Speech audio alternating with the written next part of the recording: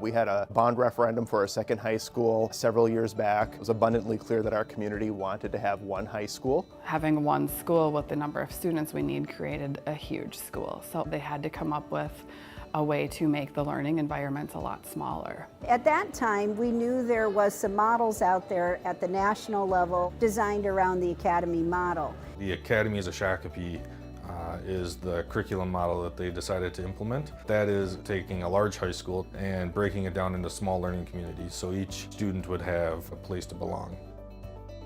We were able to pick and choose and say, that's a really good idea, let's bring that back to our architects, let's bring that back to our committee and to our community. We were shoulder to shoulder with them on tours so that we were learning and seeing the things they were seeing. You know, what about those programs or those facilities or those experiences were relevant to how they saw their academy model. We were in the process of doing our academic redesign. We were trying to create the spaces for the courses that we were going to teach. The academic program actually drove the design of the building. WOLD was instrumental in helping us create learning spaces that match the vision of the academy model.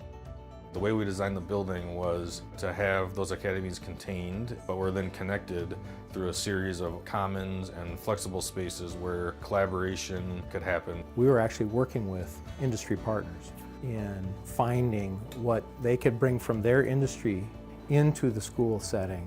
If we're doing it right, it'll be a seamless transition to post-secondary and career, meaning kids will leave the high school with a pretty good sense of where they want to go, which will help them with that next step. If we can say that we're doing that for all kids, then we have hit the mission that is so important to us as part of the Academy model.